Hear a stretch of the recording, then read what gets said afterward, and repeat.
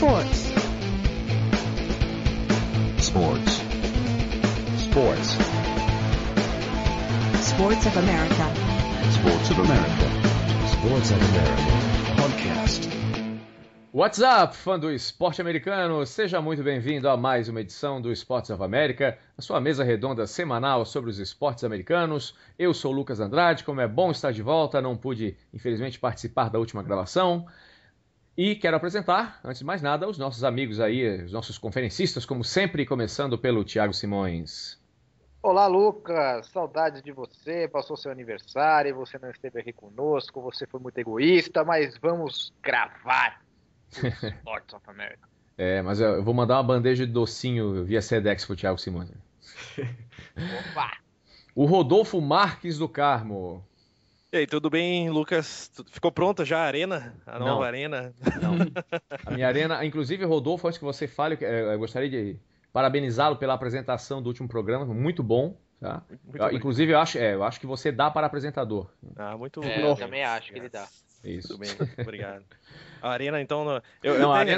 Porque a minha arena aqui ela vai ser patrocinada pela Apple. Eu pensei que você é da Microsoft, vai chamar boa. Mac Arena. Mac Arena. Boa. Mac Angus Arena, então, daí. Mas muito bom que você tá de volta aí. A gente fez o possível, mas é sempre muito bom ter o senhor novamente. E já ia aprender o emprego já pro Vinícius. Eu percebi que eu não fiz a menor falta. Vocês foram tão bem. O top 5 do Vinícius foi igualzinho ao meu, você não tem noção. Eu ouvi o programa e pensava, posição 5, eu pensava tal time. O Vinícius fez igualzinho. E eu reclamando, então igualzinho, né? É igualzinho. Dormiram juntos, né?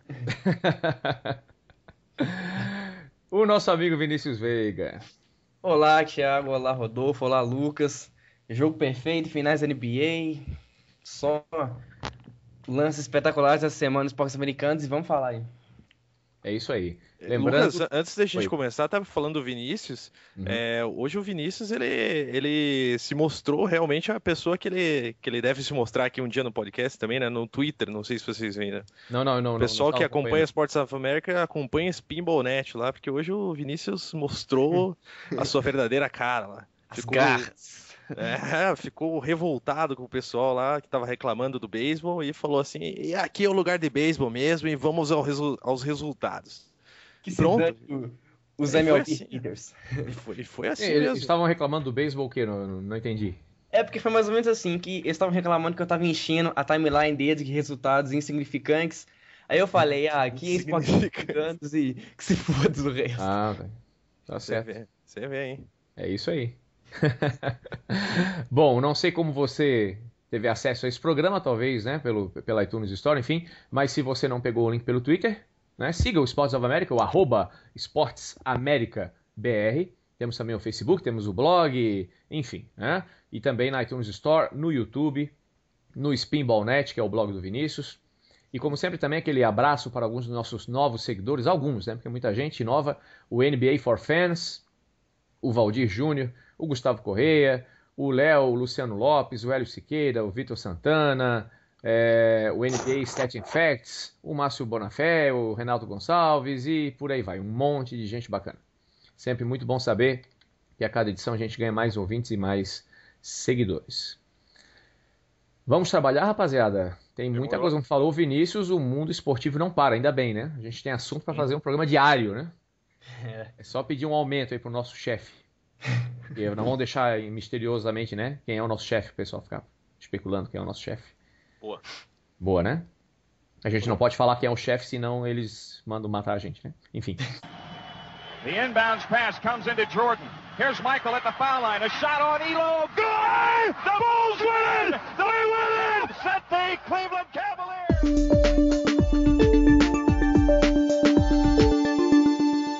NBA.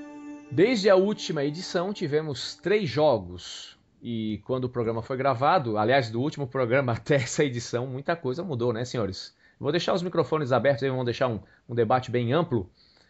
Gostaria de começar falando sobre a NBA. Quem gostaria?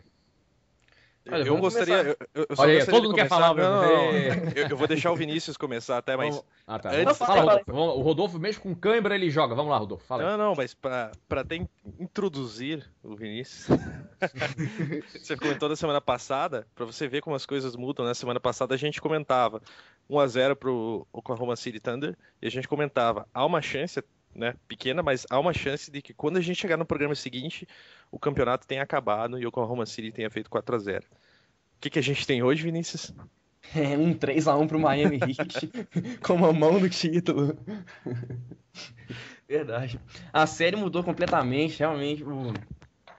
O Miami Heat virou outro time a partir do jogo 3 e 4, especialmente. O Miami Heat jogando um jogo muito, muito físico no garrafão. Miami com o LeBron James arrebentando, o Dwyane Wade também. O Erik Spoelstra mostrando que é um bom treinador, por que não, né? Calando a boca de alguns críticos, fazendo alguns ajustes necessários aí no jogo 3 e 4. Vinícius, você falou pra gente começar a debater, até você levantou uma questão importante, a do jogo físico, né? É algo que eu até não esperava, de verdade, até a gente já comentava isso aqui da juventude do Oklahoma City Thunder, né? Verdade. E aquele jogo que eles poderiam fazer. E pela Sim. primeira vez nessa semana, me pareceu que o Kevin Durant perdeu um pouco a linha, digo, psicologicamente, digamos. Aí teve o jogo aí, 4 faltas de novo, e sabe, reclamando com o juiz, e reclamando, e blá blá blá e tal. E o time do Oklahoma City mesmo, em momentos importantes, como acho que a gente vai comentar em mais detalhes, né? Ontem, aquela pataquada lá no final do jogo. Mas também no jogo anterior, né? Então são faltinhas no final que não podiam acontecer, são situações que... pela primeira vez parece que o time mostrou que é um time jovem, digamos. A desvantagem é ser um time inexperiente, né? O Oklahoma City jogou muito bem em casa, parecia que não estava sentindo o peso de uma final jogando na frente dos seus torcedores, mas aí foi para Miami, parece que sentiu a pressão e, como vocês disseram, isso refletiu na principal estrela do time, né? O Kevin Durant. Jogou... Não que ele esteja jogando bem. mal, né? Exato. Não que jogando esteja bem, jogando mal, mas, pelo amor de Deus. Mas você vê, o mental dele estava um pouco abalado pela torcida, pelo clima e tal, apesar de ele ter feito um grande jogo. Eu aponto a queda do Oklahoma City Thunder a 2 jogadores, especialmente o James Harden. Ele, nessas finais, vem desapontando muito, apenas 10 pontos por jogo na série. Então, o James Harden apareceu muito bem nas finais de conferência, agora ele está deixando a desejar e está fazendo muita falta ao Thunder. Mas vocês não acham que mesmo 3 derrotas seguidas, mas os defeitos foram diferentes? Eu acho que, claro, o Harden, na verdade, ele foi talvez aí o denominador comum, né? Que realmente está sumido. Mas, por exemplo, do jogo de ontem, eu achei um tipo de erro diferente cometido antes. Sim. Não sei se você concorda, Vinícius. Sim, eu acho que sim. Eu acho que o time do Oklahoma City Thunder no jogo de ontem, ele jogou um pouco mais consistente e tal, mas o Ibaka de novo deixou a desejar, o Garrafão deixou a desejar, e o time inexperiente, você vê, o Ibaka tá sumido nessa série, ele tá fazendo muita falta, o Nick Collison tá jogando melhor que ele, então o Oklahoma enfrentando um Bosh saudável, um Garrafão do Miami Heat que tem o LeBron James arrebentando lá dentro. O Oklahoma tá tendo muita dificuldade dentro do garrafão e esse tem sido o principal problema do time na série. E também... Mas Lucas, pode falar. Até pescando aí o que você comentou dos problemas diferentes, ou digamos, foram jogos bem diferentes, né?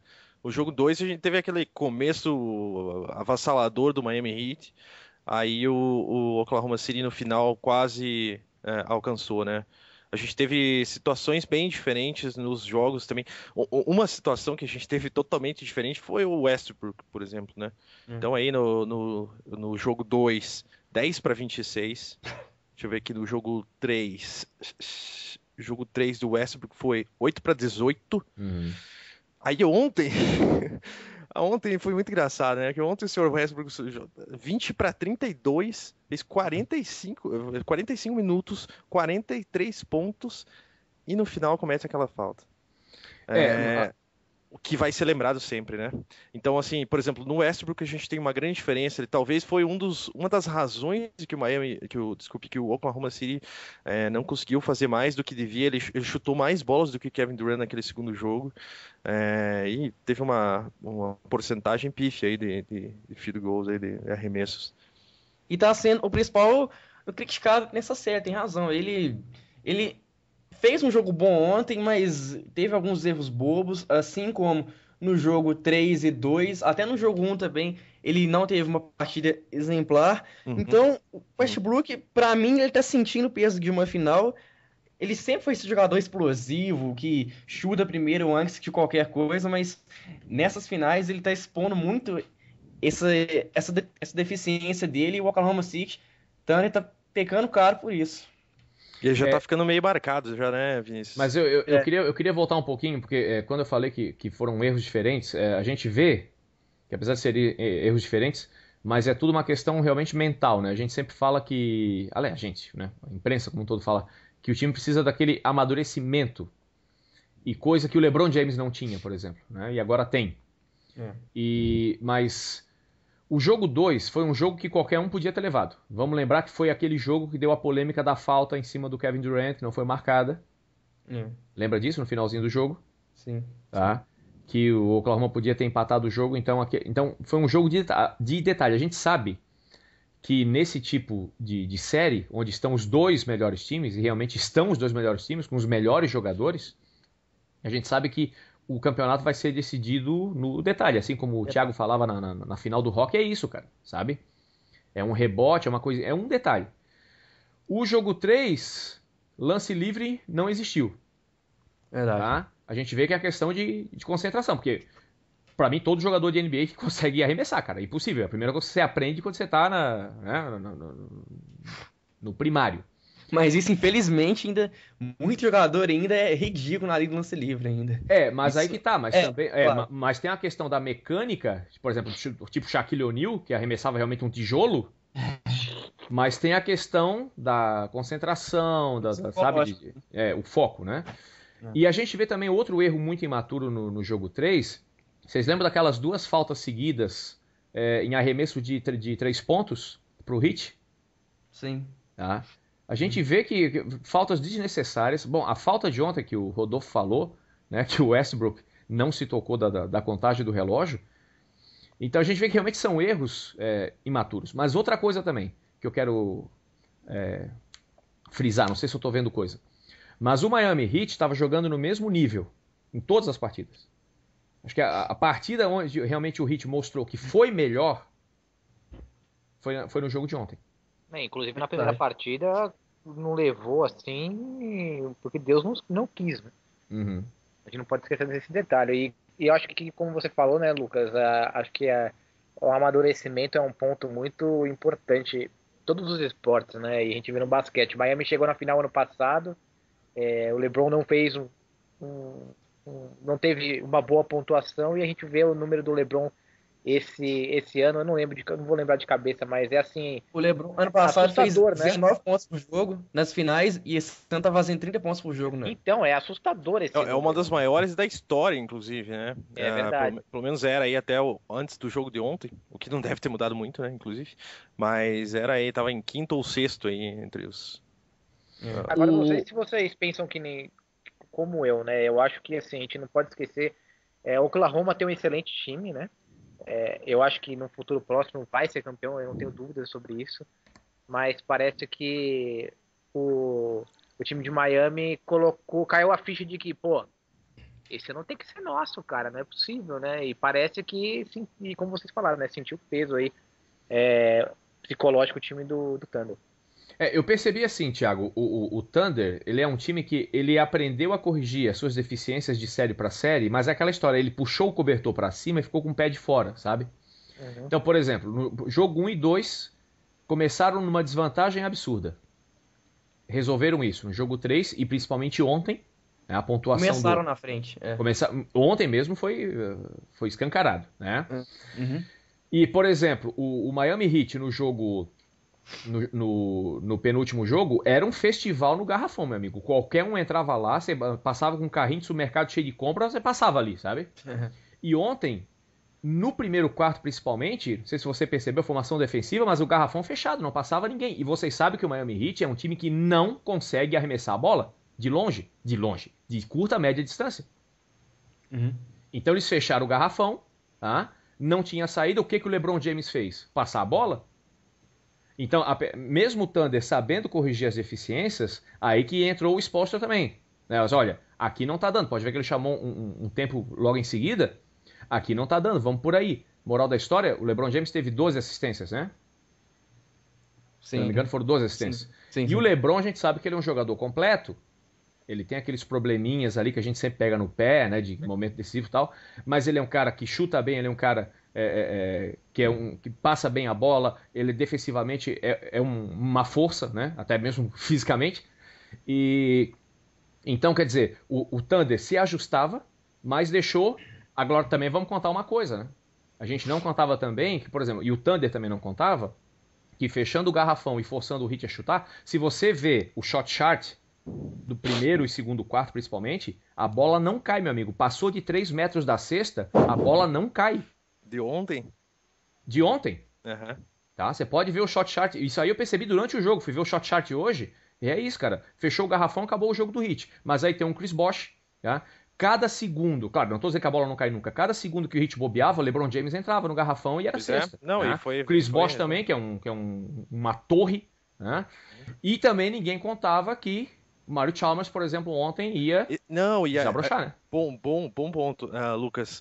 Duas questões aí. A primeira, até no jogo 1, boa parte da imprensa levantou essa questão do LeBron James e da questão do garrafão, né? Ele estava chutando muita bola de fora e poucas bolas aí entrando mesmo, né, no garrafão. Mas a questão do Mario Chalmers, eu acho duas questões em relação a isso. Primeiro, a gente mencionava isso já nas semifinais, eu levantei isso aqui, o que eu achava, e considerava isso muito importante mesmo, e tem acontecido, que o Miami Heat ia, para ganhar a série, ia precisar de outros jogadores que não só o LeBron James e o Dwayne Wade, até para chamar um pouco de atenção, como aconteceu com o Barry ontem. Depois das partidas que ele estava fazendo, já estava chamando muito mais atenção. Como um Chris Bosh voltando de contusão. E isso está acontecendo, a gente não contava com isso. A gente até comentou na semana passada aqui, né, Vinícius e Thiago? A gente comentou isso na semana passada. Não vai acontecer toda vez. Mas, de repente, aconteceu. De repente, o Beria jogou bem, ou fez, né, o que ele não estava fazendo em 3 jogos, 2 jogos, sei lá, 3 jogos. Ontem, Mario Chalmers, né? Então, assim, é algo que a gente não imaginava que ia acontecer. E muito disso vem... Fala, Vinícius, pode falar. Não, eu queria completar que muito disso também, que o Lucas já tinha ressaltado antes, mas é bom frisar de novo, que o LeBron James atrai a marcação de 2, 3 jogadores e os chutadores no perímetro ficam livres para chutar. Por isso que o Mario Chalmers faz 25 pontos. Então... E ontem ele fez a festa daí, né? Das assistências. O curto mesmo, é verdade. E é justamente o defeito do Thunder. O Thunder já é o contrário. É um time que depende só do jump shot. Você pode ver, quer dizer, o Thunder não é uma equipe que joga muito com penetração no garrafão. É vez ou outra. Tá? É um time que depende do jump shot. E quando a bola não cai, meu amigo, não cai. Foi o que aconteceu com o Miami Heat durante a primeira metade do jogo de ontem.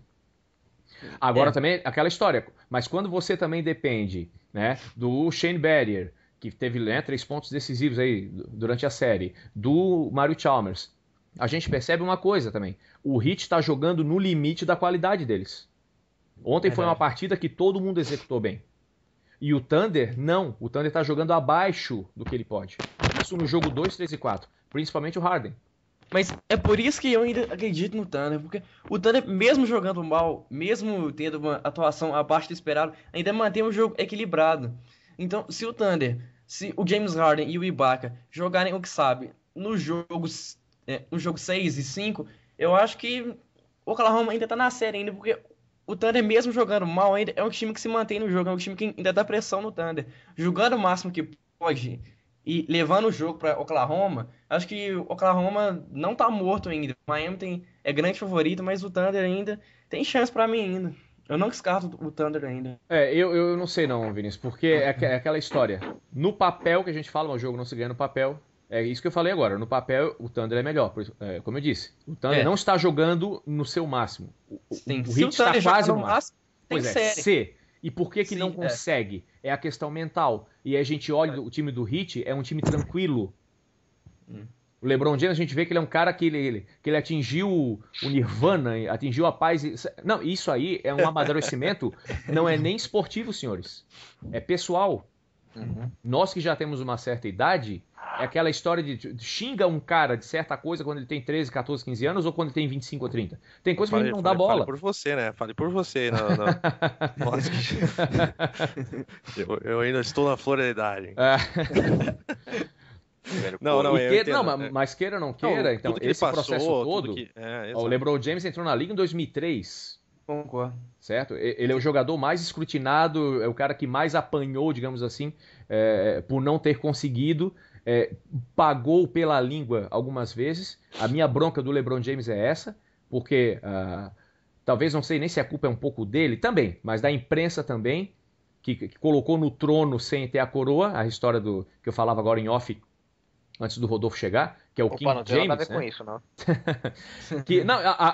Até eu estou tranquilo agora com isso, pelo Rei James. Ele só chama o cara de Rei James porque existe o Rei James. Até falei com o Vinícius e o Thiago. Se fosse um grande jogador no Brasil chamado Pedro, ia ser o Dom Pedro. É porque americano adora botar apelido em qualquer jogador. Mas a gente vê que depois desse processo todo, ele é um cara tranquilo. Ele aceita melhor a cobrança. Eu vejo isso muito claro na equipe toda. Chris Bosh está num papel muito confortável. Vocês sabem que eu torço para os times medíocres de Toronto. Eu acompanhei Chris Bosh por muito tempo. Ele era tudo no time. Sim. E como você disse, os 3 jogadores foram draftados em 2003 e já pegaram uma certa experiência. Já são calejados da liga. E lutando, todo mundo tem 23, 24 anos. E eu acho que o jogador que precisa passar por esse amadurecimento maior é o Russell Westbrook. Ele ainda vai ser um grande amador na liga e tal, e ainda pega por essa inexperiência. O Westbrook ainda vai evoluir muito na liga e tem que pegar essa cancha de temporadas. Né? E vamos lembrar também o seguinte, né? Quer dizer, uma equipe jovem dessa, assustadoramente jovem, 22, 23 anos, que em 2 anos seguidos foram para uma final de conferência e uma final de NBA. Não, a gente até comentou, né, semana passada, assim, pra mim, e é o motivo, né, que antes de começar os playoffs eu achava que o time ia travar, porque pra mim e pra gente, né, essa equipe é muito... A gente tá falando aqui dos problemas psicológicos, mas porque a gente tem que comparar com alguma coisa, mas o time tá muito tranquilo. Em relação à idade que tem. Em relação à idade que tem. Se for pra pegar esse parâmetro, eu acho que o time tá muito bom pra idade que tem já. O time é muito preparado, é muito certinho já. Sim, por isso que a gente fala sempre, quer dizer... O jogo tem um time do outro lado, exato. É o detalhe. Por que eles estão fazendo isso, tem um dado interessante, o Thunder é o segundo time mais novo da história da NBA a chegar numa final. O outro foi o Portland da década de 70, se não me engano. Então é um time que já entrou pra história mesmo sem ganhar título. Pois é. Então, isso tem que ser levado em consideração mesmo, a questão da idade e tudo mais, eu acho, mas o time já provou muita coisa, eu acho que, assim, sabe, é aquele tipo de coisa que se o jogo dessa quinta-feira for ganho pelo Oklahoma City, essa série volta para Oklahoma e o Miami Heat leva a série lá no domingo ou na terça, o torcedor do Oklahoma tem que levantar e aplaudir o time de pé, porque o que eles estão fazendo é como vocês falaram, estão jogando igual para igual com um time que assim, sabe, supostamente tem os melhores jogadores da liga, tem o melhor jogador da liga, e tem o MVP, e estão jogando igual para igual, não estão jogando tudo e estão fazendo jogos para eles, né? Sim, e o Thunder eliminou até então o melhor time da liga, era o San Antonio Spurs, né? Verdade, que a gente estava impressionado, inclusive, ali, né, no final da temporada. Mas eu tenho uma pergunta meio interessante, mas difícil de responder. Será que se o Thunder se o Spurs tivesse chegado na final, daria mais trabalho pela experiência, pelo fato de já ter ganho 4 títulos? Sabe que eu posso responder isso aí, cara. Eu acho que se meu avô tivesse... Ele seria a minha avó, entendeu? Não dá, cara. O Si é muito complicado, cara. Não dá pra gente julgar o Si, cara. Assim, Vinícius, o time do Miami, ele é tão atlético, né? Ele é tão vigoroso, digamos assim, e que eu acho que ganhava o Spurs na canseira, sabe? O Oklahoma City também tem essa característica, né? O problema é que o Big Three do Oklahoma sumiu, né? Ontem, por exemplo, tivemos um. O James Harden principalmente sumiu, né? Que é o problema. Não, o Harden era um cara que quando ele tava ali se aquecendo, é aquele cara que você olha e pensa, ferrou. Né? Ele vai entrar em quadro, você vai soltar a besta ali dentro, né? E agora não. Cadê o cara? Não, nas finais de conferência ele teve média de 18 pontos por jogo e na final ele tá tendo média de 10. Uhum.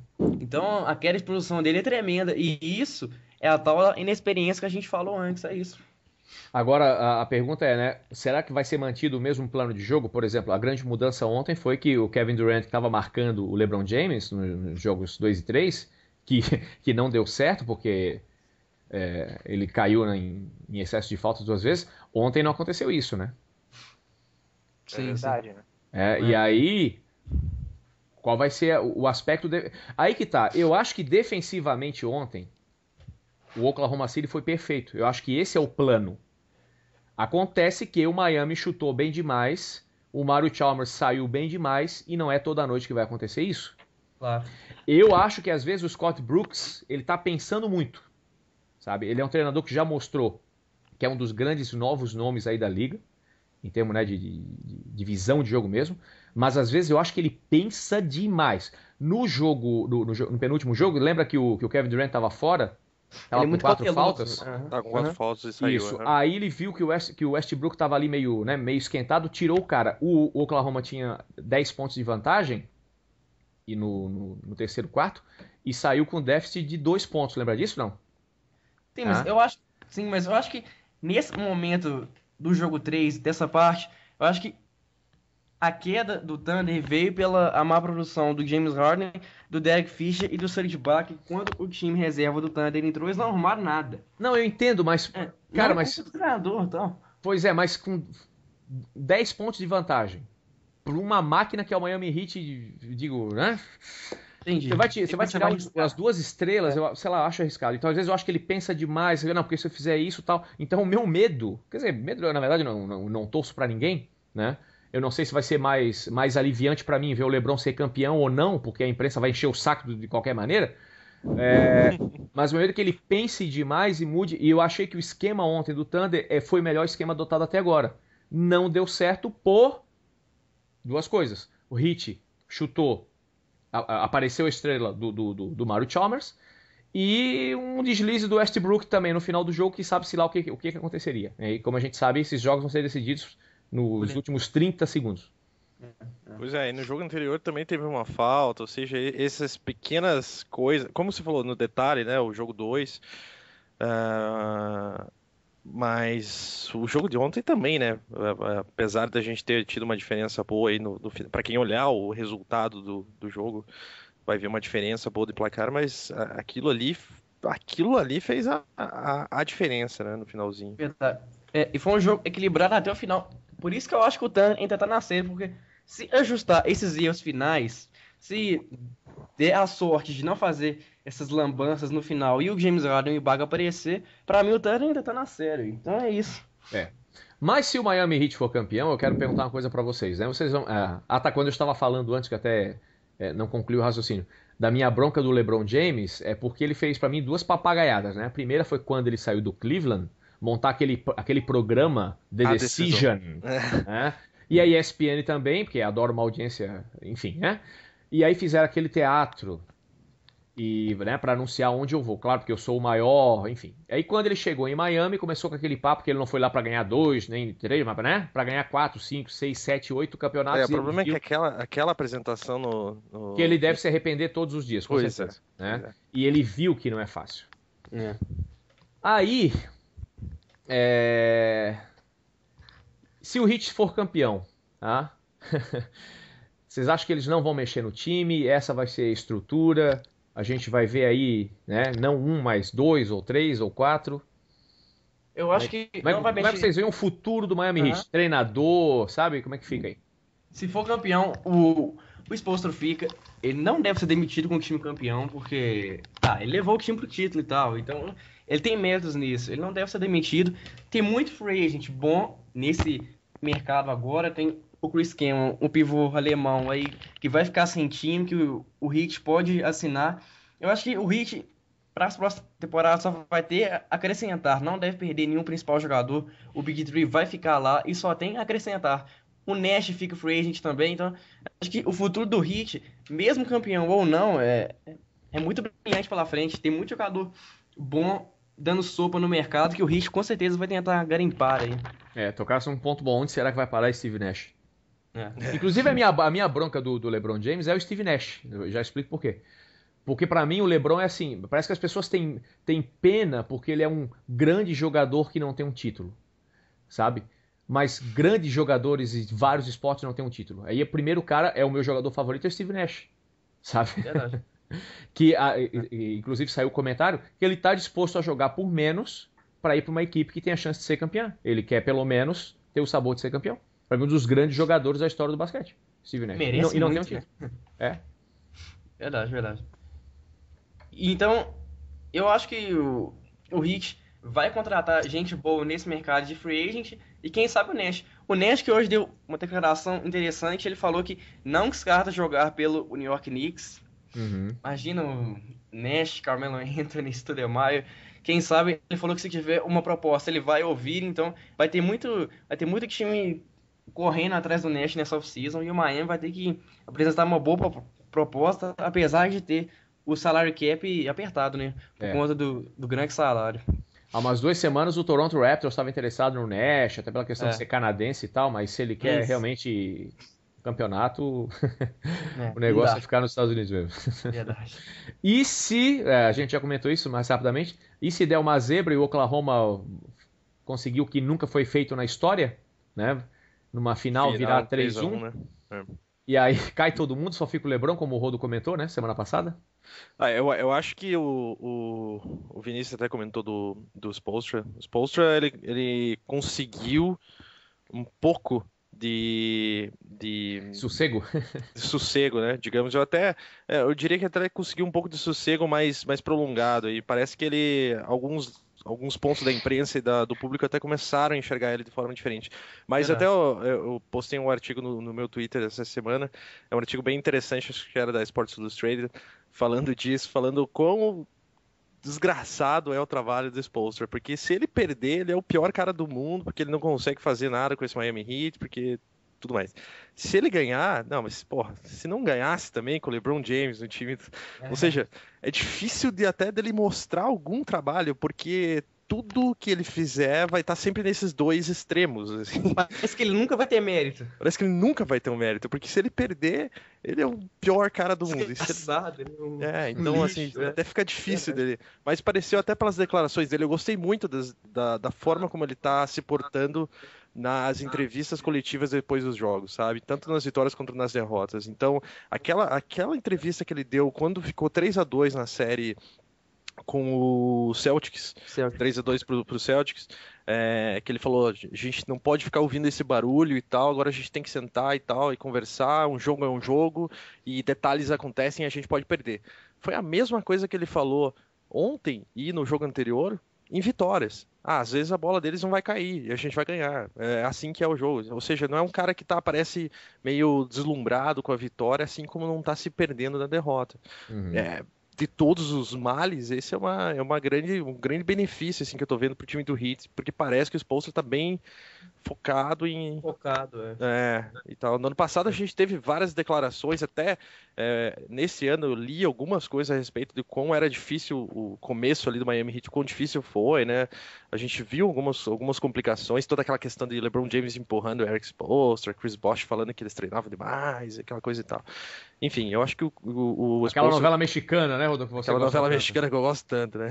Até nesse playoffs, quando o Wade discutiu com o Spoelstra dentro da quadra, então teve esse episódio também. Mas foi aquela história do joelho, né? Que queria jogar. Mas não sei se vocês lembram dessa começo da temporada de 2010, a primeira temporada lá que eles tiveram juntos foi um inferno, assim, tinha rumor toda semana, assim, né?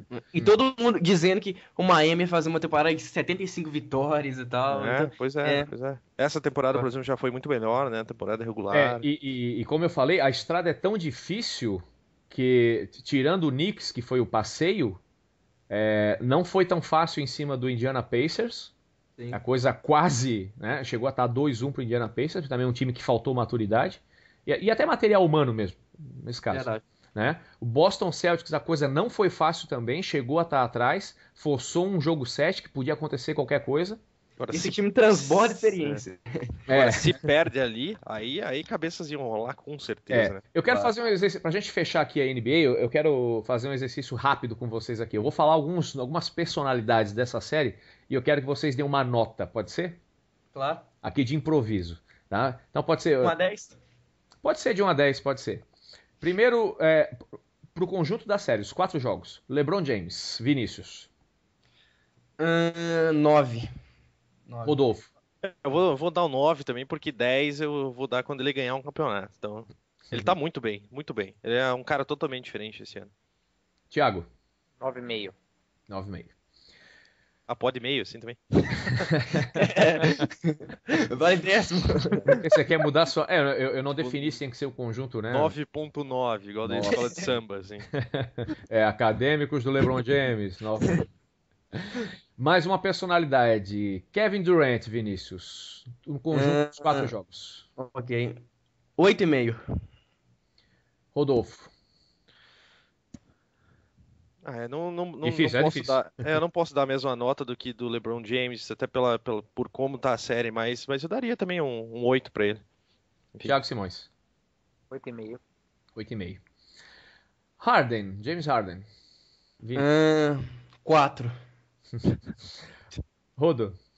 Não, coitado do Harden também, né? Vamos falar que ele ajudou em alguns momentos. Não, defensivamente a presença é importante. Ajudou em alguns momentos. Eu vou dar uns 5,5 pra ele. 6. Thiago. 6.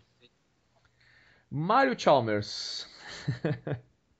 Olha os caras, né, que a gente vai dar. 7,5. Rodolfo. Mario Chalmers faz, 3 pontos numa partida e faz 25. Exatamente. É isso que eu quero que você lembre. Faz, sei lá, 0 pontos. Ele chutou uma pra... Sei lá, a média dele era ridícula, né? Nas finais. Nessa série, nesses playoffs. Vamos dar uns 6 pra ele também. Pelo jogo de ontem daria, né? Tudo e mais um pouco, mas vamos dar uns 6. Acadêmicos, Mario Chalmers. 10.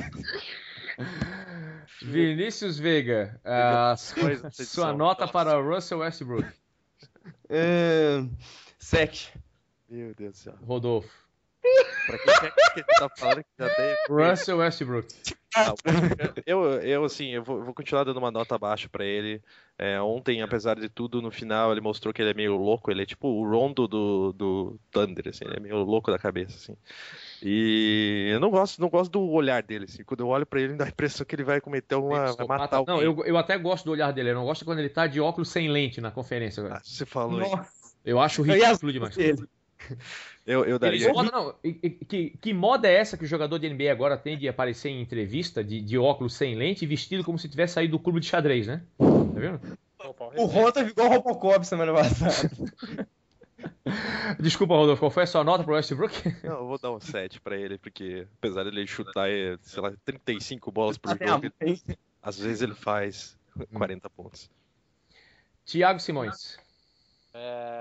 7,5 pro Westbrook e pro Chalmers, que eu não falei, 8. Certo. E agora uma perguntinha pra fechar. O Oklahoma City Thunder, pra ganhar o próximo jogo, precisa de Vinícius. Dos coadjuvantes produzirem melhor. Serge Ibaka e James Harden precisam entrar na série, os dois ainda não entrou nessas finais, como nós comentamos antes. E do resto, Kevin Durant anotar os seus 30 pontos, Russell Westbrook os seus 30 pontos também, e produzir mais como um armador, distribuindo mais o jogo e não chutando igual um louco. Então, pra mim, é o Westbrook mais ciente e os coadjuvantes produzindo melhor. Concorda, Rodolfo? E eu acho também, por exemplo, tem questão de rebotes, às vezes, que eles estão pecando. Tem essa questão aí de final de jogo, que tá sempre acontecendo uma coisinha. Seja falta ou não, seja... não vou até entrar no mérito disso daí, mas assim, sempre tá acontecendo alguma coisinha. Então, essa questão de final de jogo, e também ser mais constante, né? Porque eles levam um cacete no primeiro período, ou eles no final do segundo tempo aí começam a travar. Então... Eu tenho medo de fazer essa pergunta pro Thiago, do jeito que ele é, vou perguntar assim, o que precisa pro Thunder ganhar um jogo? Ele vai dizer, fazer mais pontos que o Miami Heat. No final do jogo o score tem que estar maior de um lado. Confessa que tava pensando isso, Thiago, pode confessar. Quase isso, né? Mas falando sério agora, né? O que precisa o Thunder para sobreviver nessa série, eu acho que é jogar todos os minutos bem, né? Porque na última partida ficou 30 segundos desfocado e perdeu a partida, né? Eu acho que para o time que tem que ser campeão, ele tem que estar com o foco totalmente na taça. É o que está faltando aí para o time do Thunder.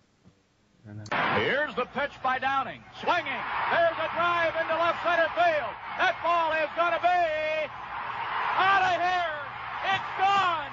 It's 7:15. Major League Baseball. E no beisebol, aquele esporte tão amado por mim, né? O pessoal brincou dizendo que eu não estava semana passada, que ia ter um especial de 2 horas comigo, né? Falando sobre beisebol. Tivemos o Vinícius fazendo top 5 perfeitamente, né? Foi muito bom o seu top 5, Vinícius, né? Como eu comentei. Obrigado. Não sei se é porque ele fez igual que eu faria, eu acho que foi isso. Mas o programa foi gravado na quarta-feira passada, inclusive meu aniversário, né? O pessoal comentou, quero agradecer então aqui na gravação também, publicamente, né? Muito obrigado pelo carinho dos amigos. E teve um presente bom aí para quem é fã de beisebol, o jogo perfeito do Matt Cain, um arremessador do San Francisco Giants, na vitória em cima do Houston Astros. E a questão não foi só o jogo perfeito, né? Inclusive foi o segundo jogo perfeito desse ano. A questão é que a performance dele, além de ser um jogo perfeito, ele conseguiu 14 strikeouts. Então realmente uma performance fenomenal, né? Talvez uma das melhores da história. Das 27 eliminações, 14 foram para os strikeouts, então mais da metade, né? Então, exatamente. Impressionante. E aí, a imprensa sempre gosta de comparar muito, assim, né? A primeira do Giants, né? Isso, a primeira história do Giants. E aí já começou o debate sobre se essa foi a maior performance de todos os tempos de um arremessador. Aí eu já pensei assim, opa, todos os tempos, aí um esporte que tem mais de 100 anos aí tocou no história. Tocou no ponto do Lucas já, né, Thiago e Vinícius?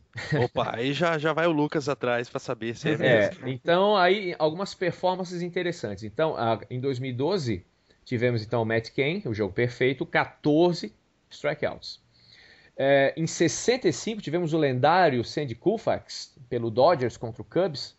Então, a mesma performance, jogo perfeito e 14 strikeouts. Então, como já tem esses dois iguais, por exemplo, tá? Jogo perfeito, 14 strikeouts, você vai preferir um Matt Cain em cima de um Sandy Koufax, por exemplo? Então já acho meio complicado. Aí tivemos o Houston Astros, né? Isso que eu ia falar, contra mas o Houston, exatamente. Mas o Houston Astros também não é nenhum bobão, já teve pior esse time, tá? Enfim. Aí temos aí uma performance interessante, Nolan Ryan, lendário também, Nolan Ryan, que hoje é o chefão aí do Rangers, em 91 contra o meu Toronto, que foi um no-hitter, 2 walks, no caso não foi um perfect game, e 16 strikeouts.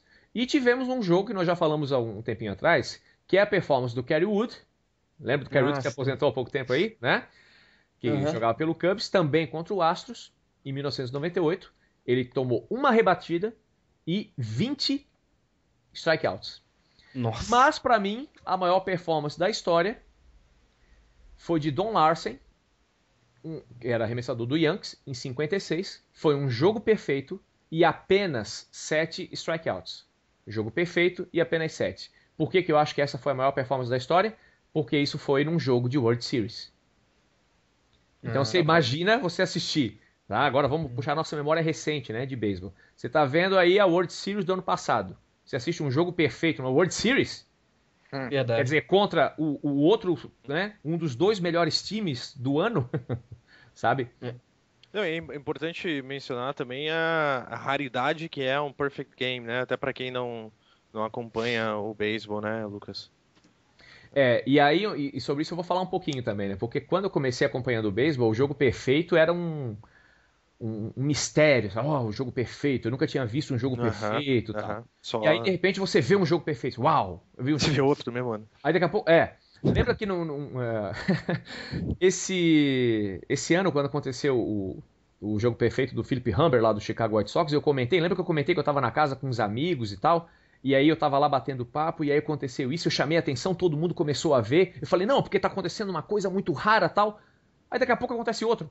Os caras tweetando pra você, pô, Lucas, por que a gente não parou de tomar cerveja aquele dia lá? De novo, sabe? Então, quer dizer, tem alguma coisa estranha acontecendo, né? Por exemplo, nós tivemos 3 no-hitters em 13 dias. Pois é. Sabe? E aí, juntando com os 2 jogos perfeitos, quer dizer, até agora, do começo do campeonato, até agora nós já tivemos 5 no-hitters, 2 jogos perfeitos. E é a primeira vez na história da MLB que num espaço de 3 anos, de 2009 a 2012, nós temos jogos perfeitos. Nunca em um espaço de 3 anos teve 5 jogos perfeitos na história da MLB. Perfeitamente. Então, ou seja, eu que passei um tempão sem ver jogo perfeito... até também tá achando já que é um... Aí agora, quer dizer, em poucos anos a gente vê 5, como eu vi, né? Aí, por exemplo, 3 anos. Quando eu vejo uma performance dessa, eu volto lá pra ver o jogo, né?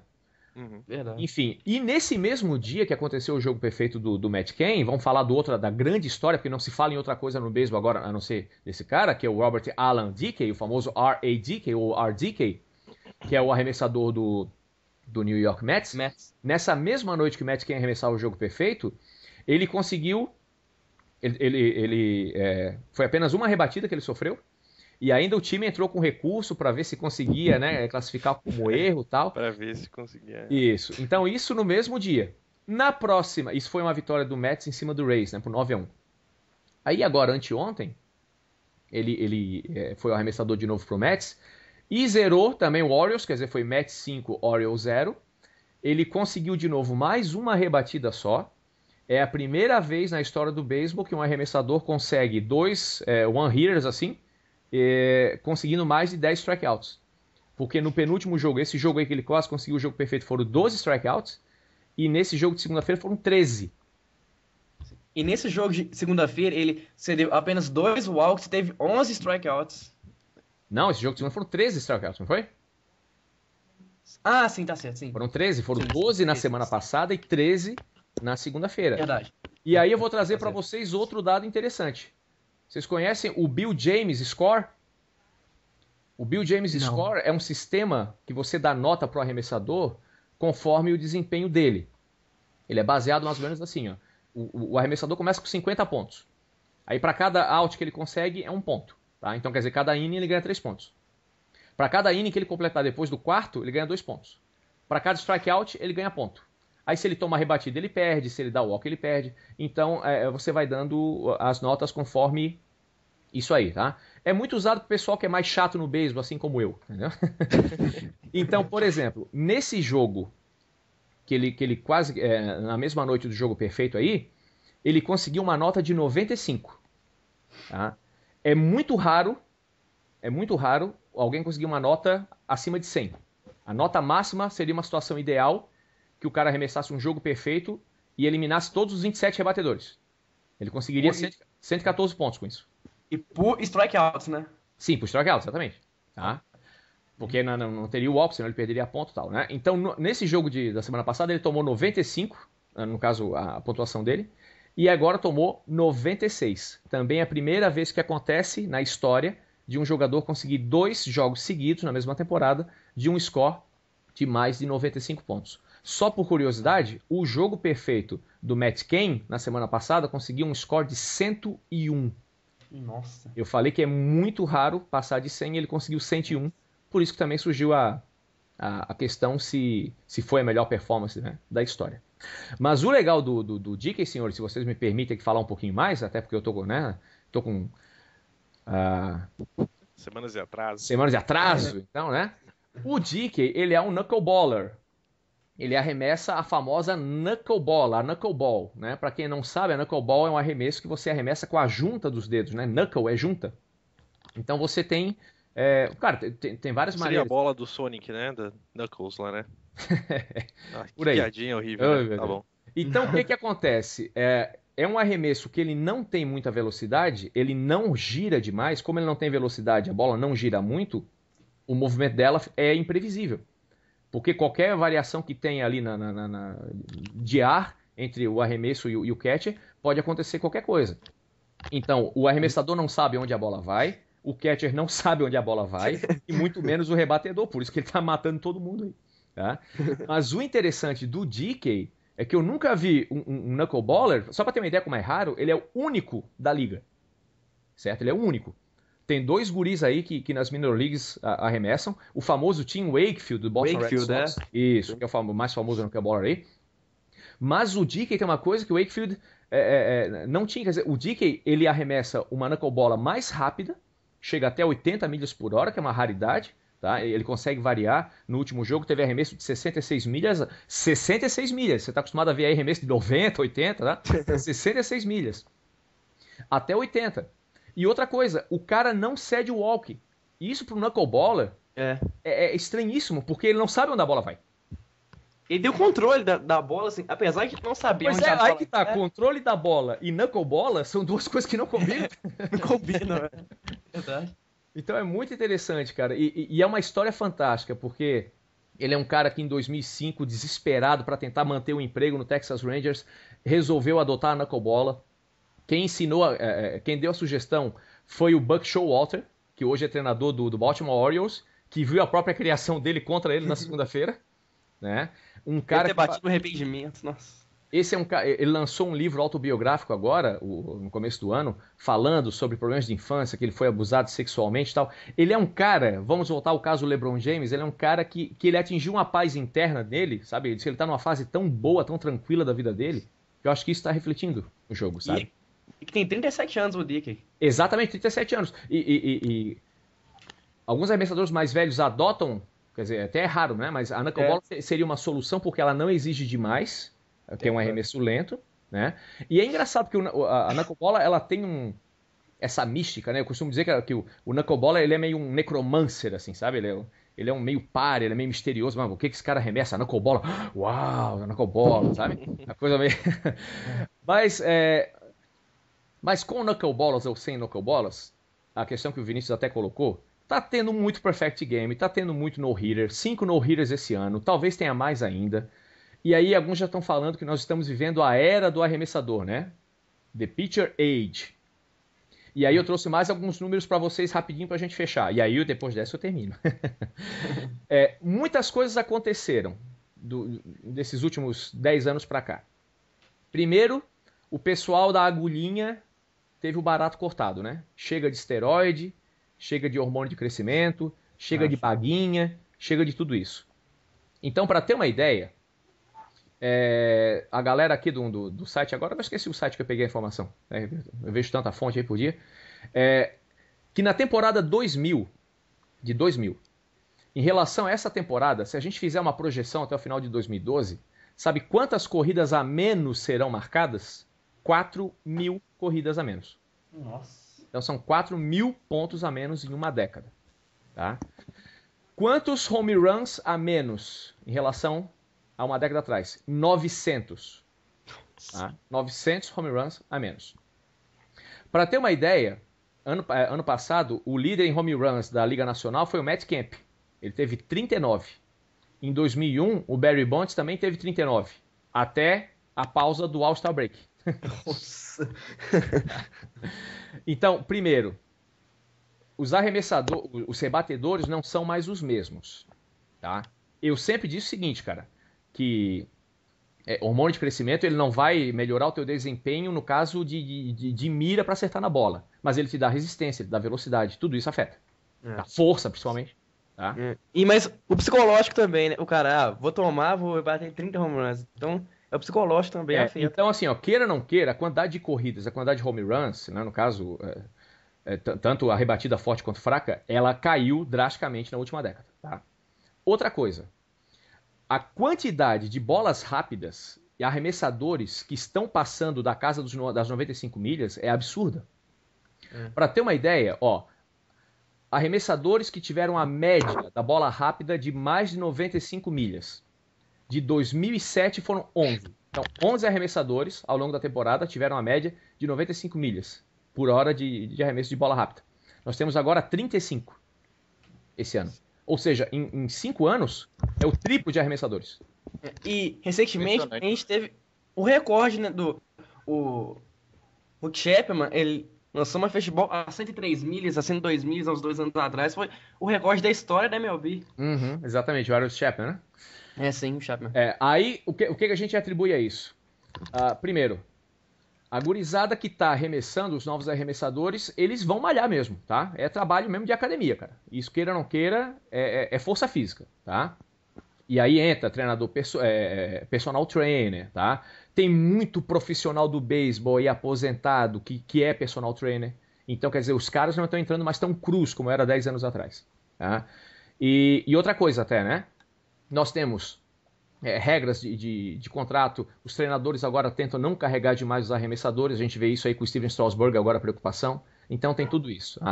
Queira ou não queira, isso interfere. Outra coisa, o arsenal dos arremessadores. Para ter uma ideia, em 2005, 64% dos arremessos, de todos os arremessos, eram bolas rápidas. Tá? Então, 64% de todos os arremessos foram bolas rápidas. Esse ano, está em 61,4%. Aí tu vai dizer, é só quase 2,5%. Isso dá uma diferença de 6 mil bolas rápidas a menos. Nossa. Tá? 6 mil.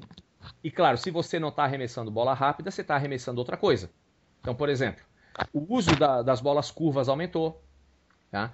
Mas tem um arremesso que está fazendo o maior sucesso e esse é o grande responsável pela quantidade de perfect games e de no-hitters. E você sabe que arremesso é esse? O changeup?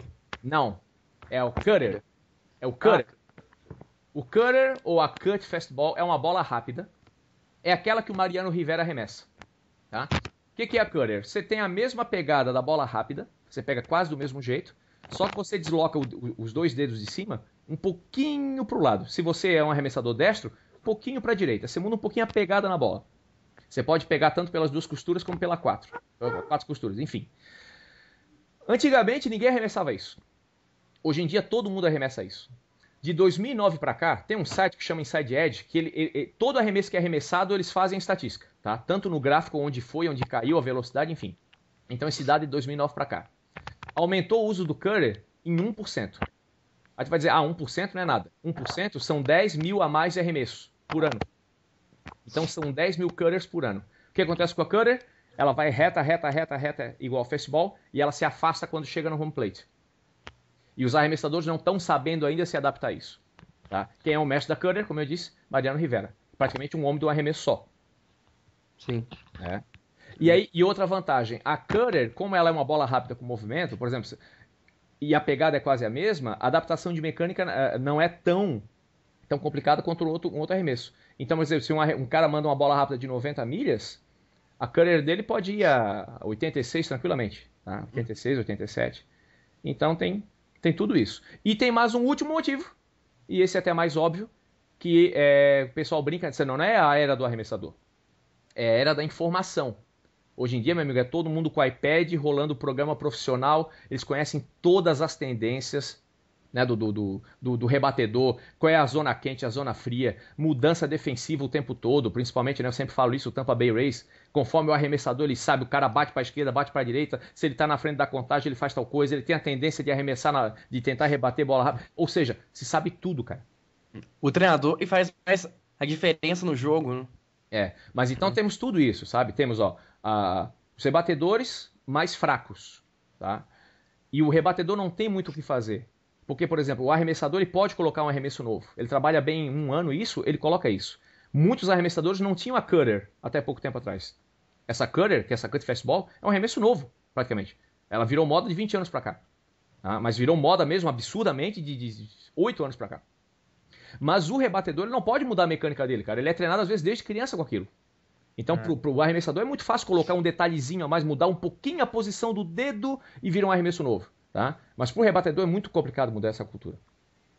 E aí temos, então, o aumento da velocidade pela malhação dos arremessadores, temos a variação do arsenal, temos a informação de tudo quanto é tendência. E aí, meu amigo, a gente vai ver, vocês, aí o Vinícius aí, que é o nosso baby, né? Vai ver ainda muito jogo perfeito pela frente, mas pode apostar. E o engraçado é que a gente não tá nem na metade da temporada ainda e já temos 2 jogos perfeitos, então quem sabe não teremos mais 2 ainda nessa temporada. Verdade. Bom, falei demais, né, senhor? Chega, né? E só pra completar aqui, são apenas 22... O Thiago até desmaiou, ele nem falou nada. Fala. São apenas 22 jogos perfeitos na história da MLB. O primeiro aconteceu em 1904 pelo Cy Young, que dá o nome do prêmio de melhor arremessador, Cy Young. E são só 22 jogos perfeitos na história da MLB. Então, é uma coisa muito rara que ultimamente tem sido, entre aspas, frequente. Cy Young, que pra mim tem o recorde mais imbatível da história do esporte. Esse não vai ser quebrado nunca. Que é o recorde de vitórias. Ah, sim. Vitórias, que é 511, se não me engano, uma coisa assim. E jogos terminados também, acho que tem 700 jogos terminados. Mas aí os caras jogavam de manhã, tarde e à noite, né? É absurdo. Eu tinha mais algumas curiosidades, rapidinho também. 2 trapaças, o pessoal tá voltando a trapacear no beisebol, tá? Souberam que o José Valverde foi pego com uma spitball. A spitball é a bola cuspida, ou a bola lambida. Ele foi pego botando a bola na boca. E aí você bota um pouquinho de saliva, ela muda o comportamento, porque, claro, já muda a densidade de um lado do outro, né? Arremessando rápido e tal. E aí o bicho foi pego com a spitball. E ontem o Joe Peralta, do Tampa Bay Rays, foi expulso do jogo. Ele é um substituto arremessador. E ele estava com suspeita do famoso Pine Tar, né? Que é um...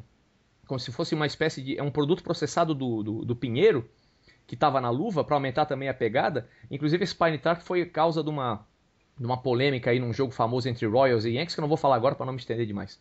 Mas o pessoal tá voltando a trapacear no beisebol. Daqui a pouco eles vão estar roubando sinais, ou, né?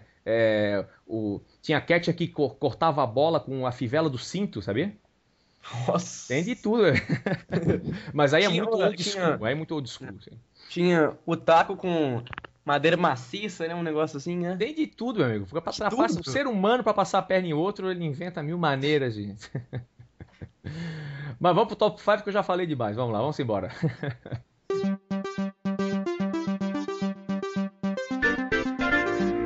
The top 5.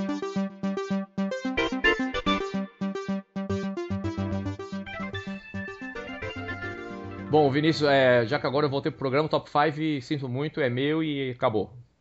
Tá ok. Pode...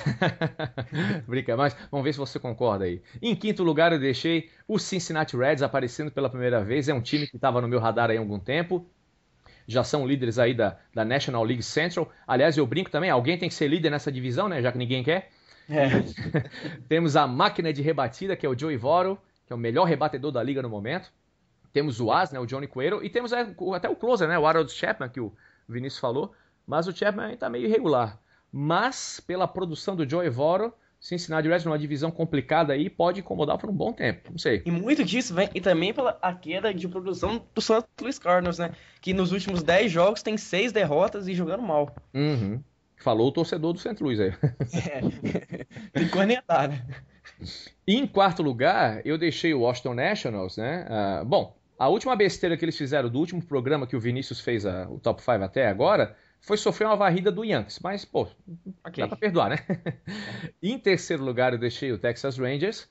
Tá ficando feio. Perderam as séries contra o Seattle, contra o Angels, contra o Oakland.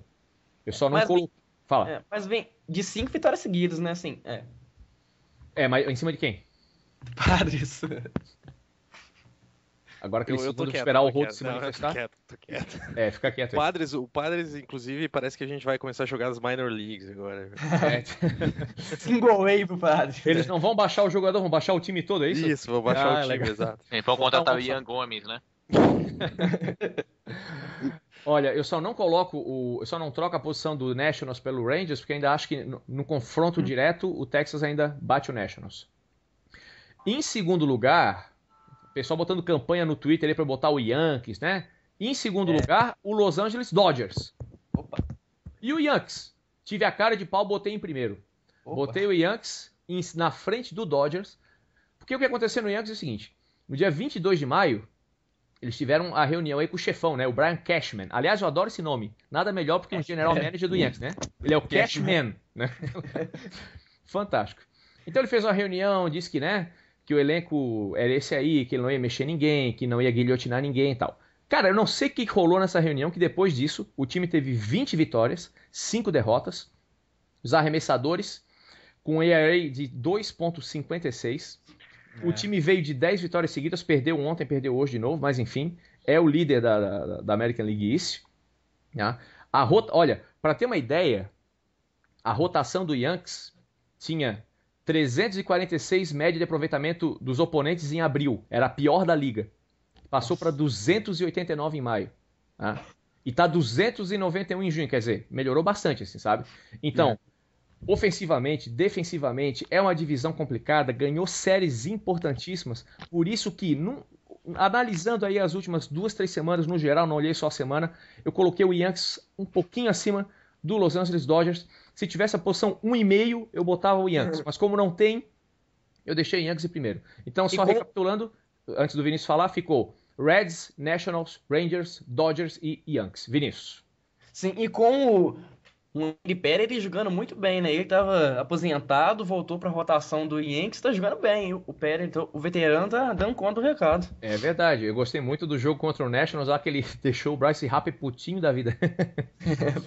Foi. E com um novo closer, né? E jogando bem com... Exatamente, com o novo closer. Inclusive, parece que voltando aí, não vão mexer, vão deixar como está aí, né? Com o Soriano, né? Soriano. Rafael Soriano. Beleza, esse aí então é o top 5. Rodolfo, Vinícius, desculpa, Thiago, algum comentário? Eu queria só que vocês comentassem, se possível, a gente até levantou essa questão, creio que na semana passada mesmo, mas sobre o Marlins, que cada vez que a gente sempre comenta que ainda há tempo e tal, até pela divisão e tudo mais, mas parece que o time não tá engrenando. O que temos para falar disso? O Marlins estava super bem, né? Chegou uma hora que ele estava brincando aí com o top 5, né? Mas, não sei, cara, olha...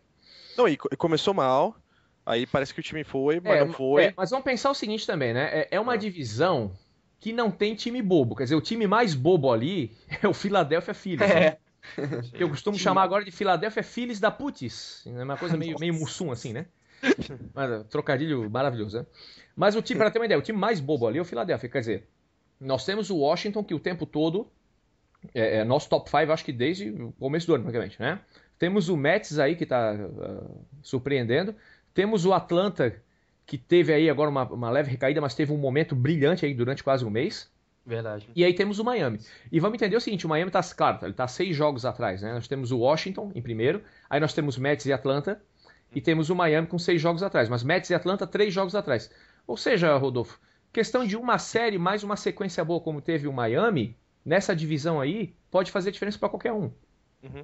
Você acha que é mais questão da série mesmo? Os adversários, está enfrentando Phillies, Braves e esses times? São os altos e baixos, assim, normais de uma temporada, né? Enfim, só que exatamente quando a gente até tinha falado, estar numa divisão como essa até compromete isso, né, no caso. Ter esse altos e baixos numa divisão dessa. O que eles vieram, por exemplo... Você perde de uma série pro... foram varridos pelo Tampa Bay. Que, né, não é problema nenhum. Aí, isso aí nas últimas 2 semanas, né? Perderam a série pro Boston. Também não é bobo. Tá? Apesar de todos os problemas, você nunca pode contar como morto. Aí outra série com o Tampa perderam também. Aí agora tem uma série com o Boston, uma série importante com o Boston também. Depois pega o Toronto. O Toronto não tem arremessador, meu amigo. Qualquer um que quiser arremessador, levanta o braço, pode ir. Né? Porque perdeu 3 arremessadores em uma semana. Tá? Até tava comentando com o Vinícius. O cara que eles chamaram pra arremessar hoje, né, Vinícius? Tem e a rate 6,20 na Triple A. Triple A, entendeu? Ele toma uma média de 6 corridas na Triple A. Então tá... Joel Carreno, né? Joel Carreno. Isso, Nunca ouvi falar. Enfim. Então, por exemplo, aí o Rodolfo, o Marlins agora tem a série com o Boston, depois tem série com o Toronto, dá pra ganhar as 3, brincando, tá? Depois tem St. Louis, depois tem Filadélfia, depois tem Milwaukee. Então, é aquela história, como eu disse, daqui a um mês a gente pode ter Marlins aí brigando pela liderança com o Nationals. Verdade. Sei lá. Né? E nessa divisão não tem aquele bicho papão que o Nationals é líder, mas o Nationals você não coloca muita fé nele, então não tem aquele time que vai deslanchar nessa divisão. Parece que nenhum time vai deslanchar, não. Uhum, exatamente.